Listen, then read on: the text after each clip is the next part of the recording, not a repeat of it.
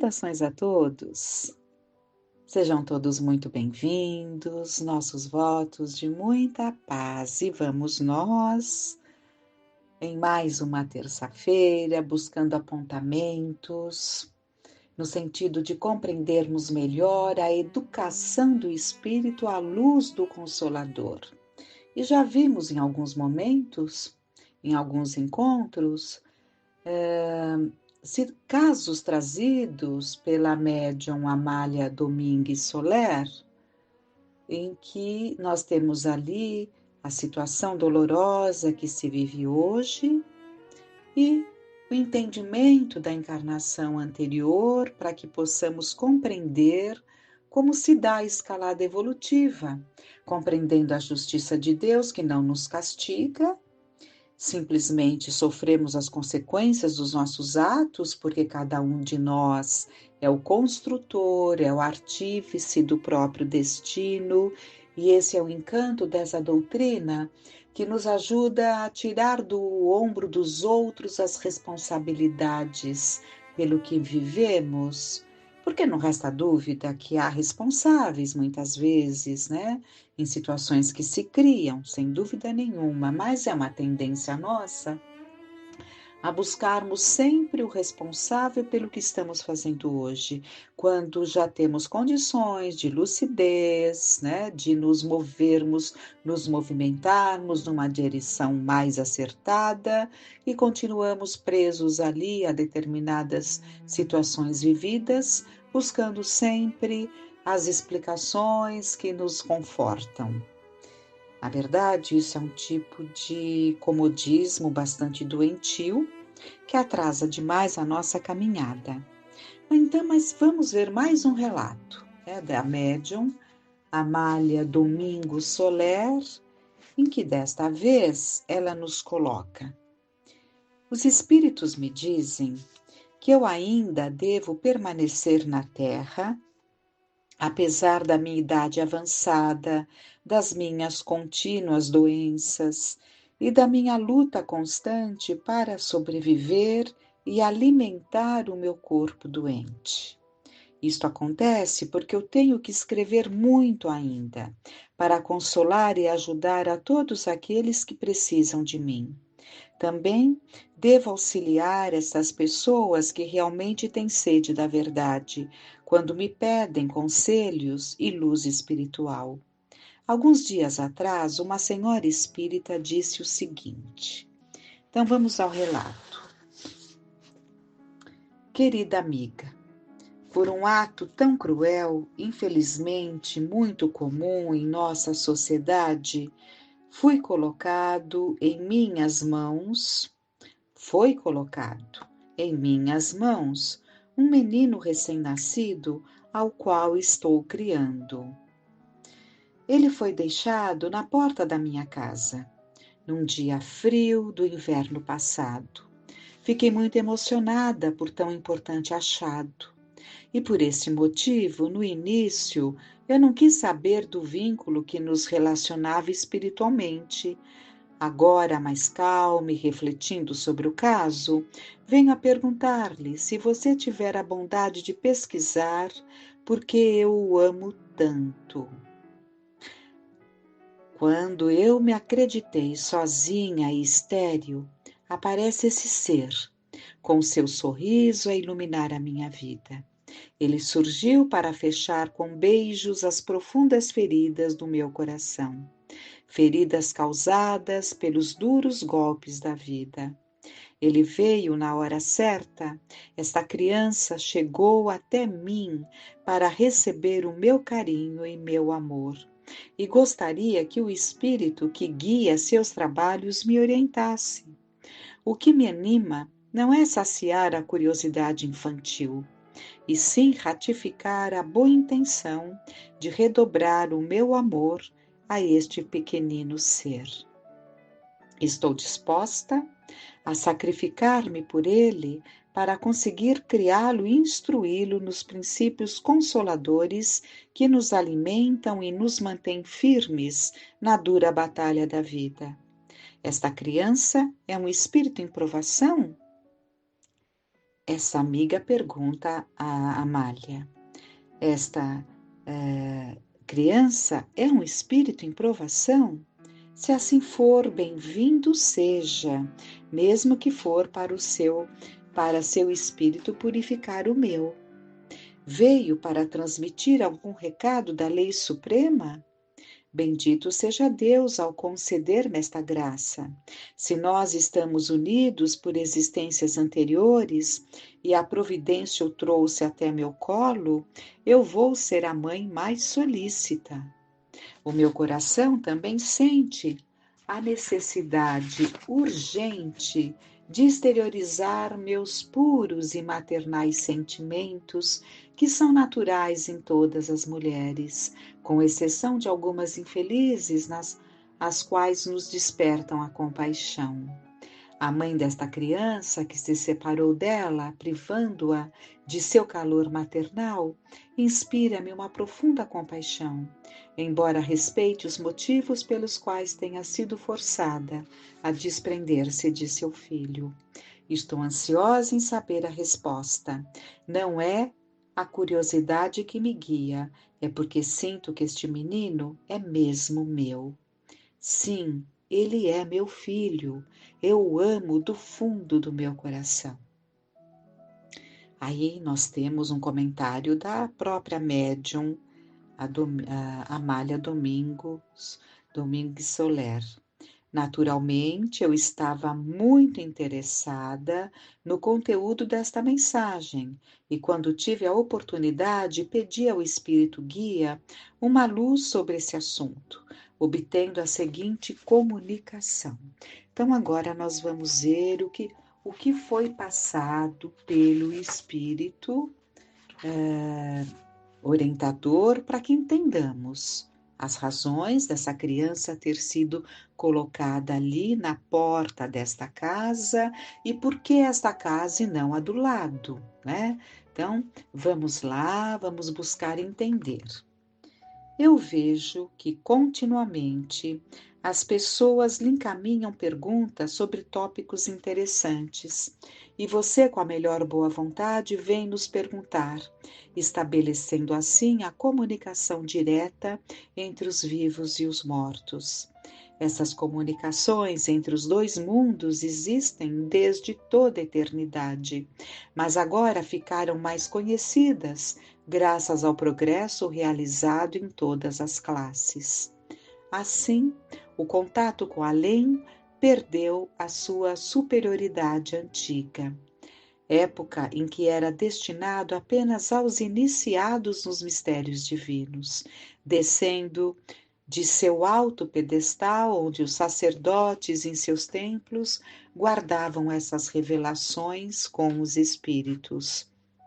Os seres espirituais sempre se comunicam com os terrenos. Faz-se muito necessária esta relação direta entre os chamados vivos e os chamados mortos. Não é a comunicação mediúnica atual a que permanecerá ao longo dos séculos. Esta forma de contato ainda é muito precária. Em muitos casos, ela precisa de várias transmissões. Isto acontece porque, às vezes, o espírito comunicante transmite a outro espírito e este, ao repetir ao médium, não dá conta do que lhe é ditado, pois é um intermediário na transmissão. Mas mesmo assim já é alguma coisa. Então, o que ele está colocando aqui são as dificuldades, né? Nas realizações, nas manifestações mediúnicas. Muitas vezes, o médium não consegue captar ali na íntegra, dada a velocidade com que aquele pensamento é projetado, o médium normalmente, ou muitas vezes, ele não consegue captar na íntegra e ser um intérprete fiel do que está sendo dito, né? Então, é claro que há os médiuns mais preparados, né?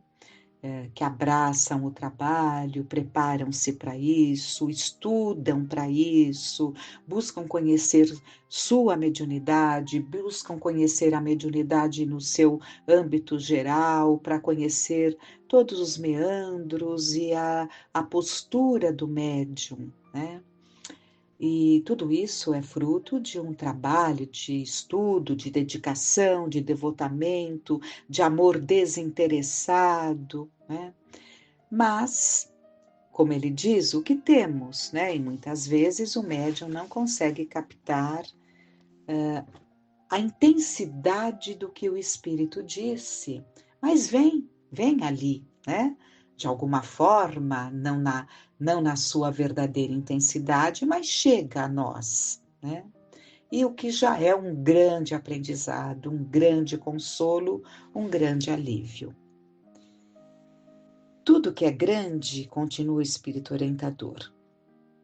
Tudo que é grande começa pela ligação dos átomos, assim como acontece com os mundos. Da mesma forma, as comunicações entre os habitantes da Terra com o mundo espiritual teve o seu início através das manifestações de menor importância. Realmente, se nós buscarmos ali a origem da doutrina espírita, né, aos tempos do Consolador, nós vamos ver que as perguntas que eram feitas pelos curiosos antes de Allan Kardec entrar em cena eram perguntas muito corriqueiras, né, relacionadas às questões diárias, às questões íntimas ali, às curiosidades de cada um que participava daqueles momentos, né? Daquelas reuniões, mas eis que chega Kardec e dá um novo rumo a tudo isso. Mas continuando aqui, surgiu como aparentes pancadas, ele vai colocar, porque começou realmente com pancadas, na verdade nem na Europa, começou em Hydesville, nos Estados Unidos, e foi lá com as irmãs Fox que começaram as primeiras manifestações que abalou o mundo, chegou na Europa, né? Aquilo que aconteceu nos Estados Unidos chegou na Europa e começou a alastrar esse movimento de mesas girantes, de coisas batendo, de pancadas. Isso foi o momento de chamar-se atenção para aquilo que estava por trás de toda essa parte inicial. Então surgiu como aparentes pancadas, movimento de mesas e objetos, barulhos estranhos e luzes que chamavam a atenção, principalmente dos homens que eram indiferentes. Esses tais fenômenos fizeram refletir também os homens sensatos, que pararam as suas atividades para observar. O nada não produz nada. Então, os homens inteligentes, né? Aqueles que, juntamente com Kardec, buscaram esse conhecimento, sabiam que do nada não poderia vir, né? O nada não produz nada. Então, se havia situações, é porque algo estava produzindo. Esses sons e golpes, essas fontes de luz que brotavam em vários pontos, eram efeitos de alguma causa, ou seja, de uma causa inteligente. Por isso que Kardec coloca: para todo fenômeno inteligente, para toda consequência inteligente, necessariamente há de haver uma causa inteligente. E o que ele quer dizer com causa inteligente? Que não nasce da matéria bruta, são sons que não nasciam da própria matéria. Havia uma inteligência direcionando tudo isso. E ele viu que eram espíritos. E aí começa todo o trabalho. Algumas mensagens do além, esses sons e golpes, essas fontes de luz que brotavam em vários pontos, eram efeitos de alguma causa, ou seja, de uma causa inteligente. Eles perguntavam e questionavam para conseguir o que já têm, as conversas constantes com os espíritos. Algumas mensagens do além são muito interessantes e instrutivas. Mesmo os meios de comunicação que hoje vocês disponibilizam são muito imperfeitos e pobres. Todavia chegará o tempo em que os homens não precisarão mais de médiuns a servir de ponte entre nós e vocês. Todo mundo irá falar com seus parentes desencarnados e com seus entes queridos diretamente. E isso nós sabemos, né? Por quê? Nós sabemos que, aos tempos de Kardec, a mediunidade mais atuante e que se alastrou de forma significativa era a psicografia. Aconteciam, em sua maioria, através da psicografia, que é a escrita, né? O espírito passa ali ao médium aquilo que ele deseja falar. Há vários mecanismos, psicografia direta, indireta, ou mecânica, semimecânica, né? E intuitiva. Então, tudo isso é objeto de estudo na mediunidade, né? Mas hoje, por exemplo, nós vemos que a psicografia está aí, né? Mas nos trabalhos mediúnicos o que mais se salienta são as psicofonias, que é a fala do espírito através do médium. E sabemos que o sexto sentido, que todos falam de qualquer crença ou de qualquer não crença, todos falam de um sexto sentido, porque todos sabem que a intuição está se desenvolvendo, está se acentuando, né? Está sendo ali trabalhada em cada um de nós. E chegará um ponto que não precisaremos realmente de intermediário para conversarmos com o espírito. Será diretamente, através do canal de cada um. Canal esse que vamos trabalhando, aprimorando, tirando as pedras deste caminho, para que ele se faça um caminho fácil, seguro de comunicação. É a intuição, de uma forma tal que sentiremos a presença e captaremos o pensamento. E isso não acontecerá só apenas em relação ao espírito, mas como entre nós. Nós temos já muitas coisas que percebemos, né? Que não precisamos falar, que o outro já vai falar aquilo que estamos pensando, né? Então já são essas trocas, né? Essa comunhão de pensamentos, essa transmissão de pensamento. Isso acontece entre afins, entre espíritos afins. Mas isso vai se alastrar, porque esse leque de afinidades, pelo sentimento bom que nós vamos desenvolver por cada um, por cada tal, a afinidade se fará presente. Então, esse leque vai se aprofundar. Vamos lá, então. Então, todo mundo irá falar com seus parentes desencarnados e com seus entes queridos diretamente. Como? De que jeito? Falando, escrevendo? Aparecendo como o último corpo que utilizou na Terra? Os detalhes não são importantes, contanto que seja realizado. É o mínimo com que devemos nos preocupar. Então, de que forma será? Não importa. O que importa, como ele diz, né, é o contato realizado. Mas, até que esse momento feliz possa chegar, da sonhada comunicação direta, temos que nos conformar com a transmissão atual. Um escritor famoso diz que uma obra traduzida lembra um papiro antigo virado de cabeça para baixo, porque sempre perde. Os evangelhos, né, traduzidos na nossa língua portuguesa.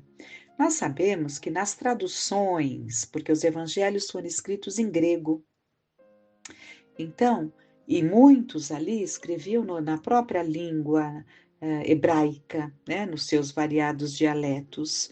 Então, nas traduções, foi se perdendo.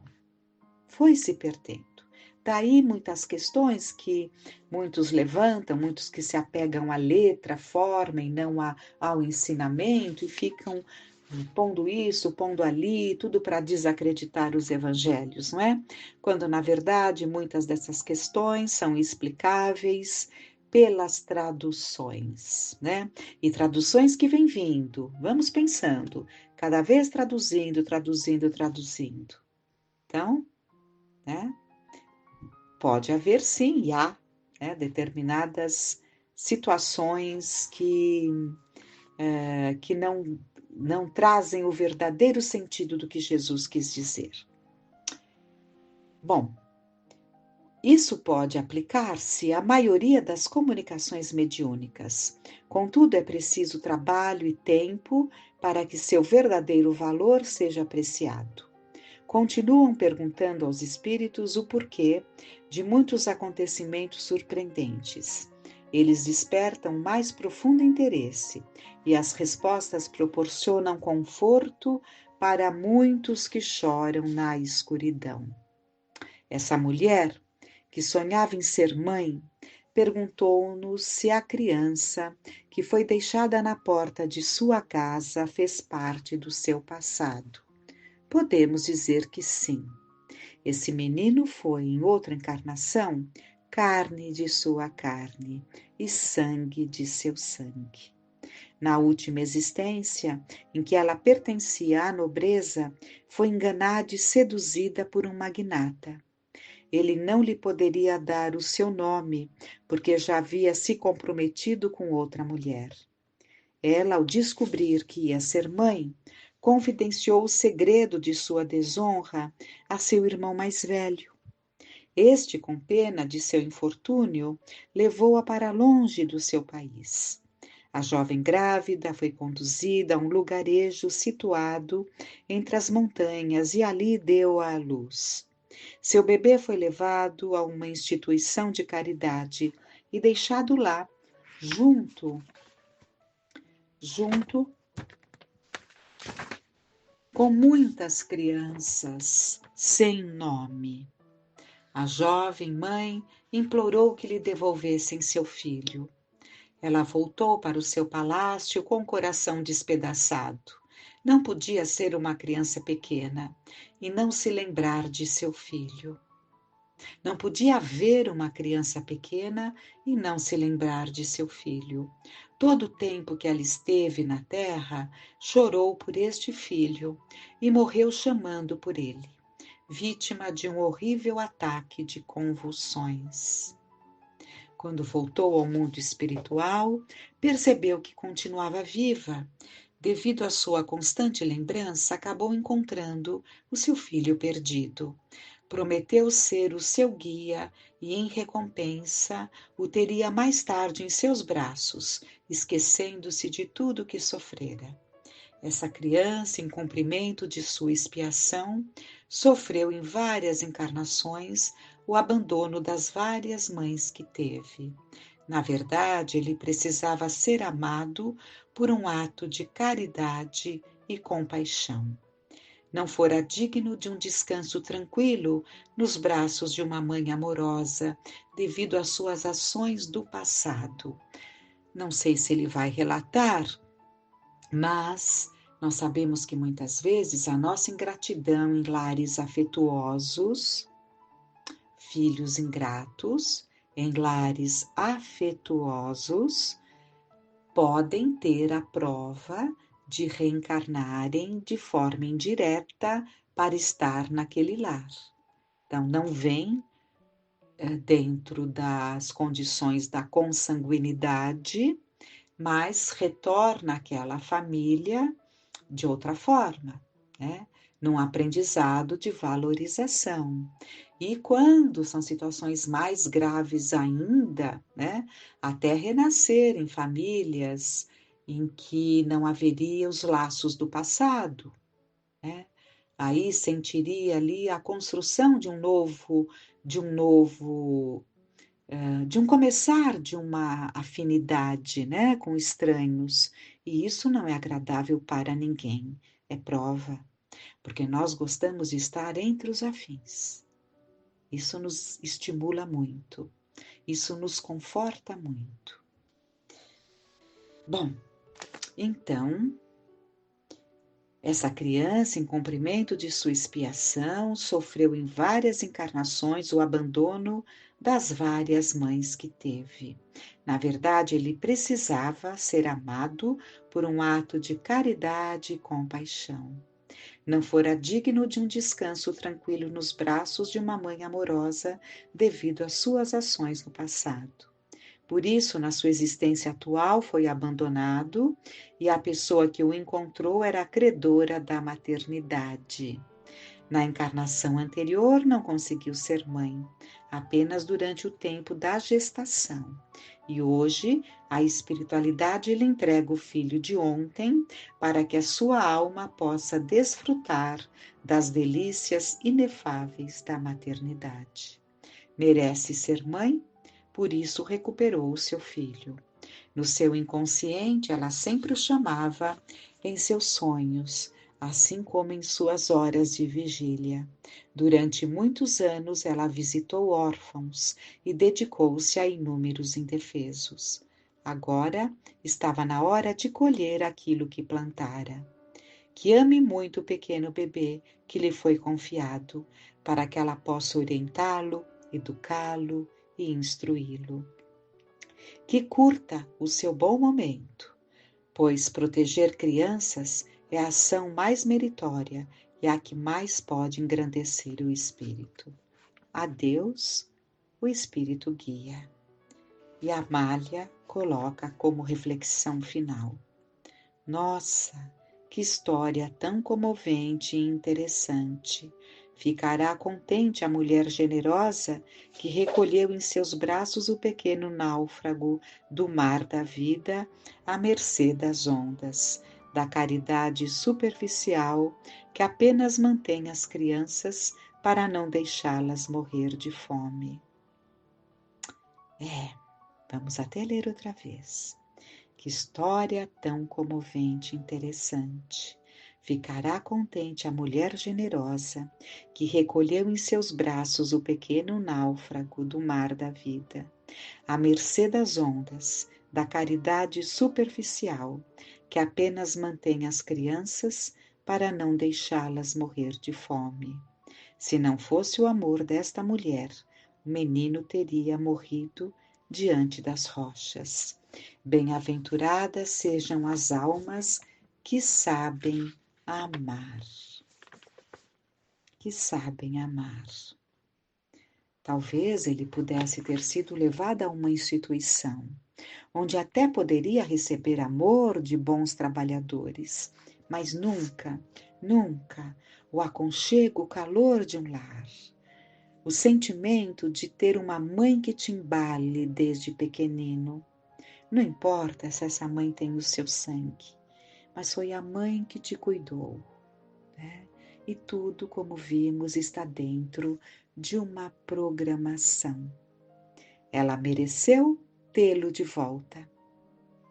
E não o teve nas condições normais. Ela poderia ter tido do parceiro, né? Mas assim não foi. Poderia ter criado, gestado, mas assim não foi. Por quê? Ela precisava colaborar com a prova ainda necessária deste pequeno, deste espírito, que ainda, que precisou, né, nascer nessas condições de não ficar com a mãe consanguínea. Tudo isso dentro das programações, das provas necessárias para o reajustamento, a reabilitação deste espírito culpado por situações que ele criou no passado. Belíssimo aprendizado que nos ajuda a nos orientarmos nesse processo da educação do espírito à luz do Consolador, que é a luz do entendimento dessa doutrina, que tanto nos esclarece e, por tanto nos esclarecer, tanto nos conforta. Que Deus e Jesus, na sua infinita bondade, nos envolva em bênçãos de paz e reconforto. Que fiquemos em paz.